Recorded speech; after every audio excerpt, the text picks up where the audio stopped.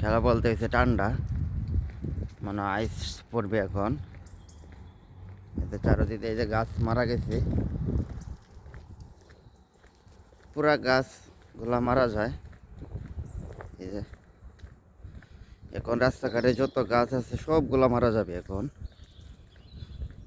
হালকা পড়ছে, এই যে গাড়িগুলা গ্লাসে দেখা যায়, গাড়িগুলো গ্লাসের বোঝা যায়, পুরা গাড়ির গ্লাস হয়ে রয়েছে। এই যে পুরা গাছ মারা যাবে এখন, শুধু খাড়িটা থাকবে। আবার 4-5 মাস পরে আবার পাতা জ্বালাবে।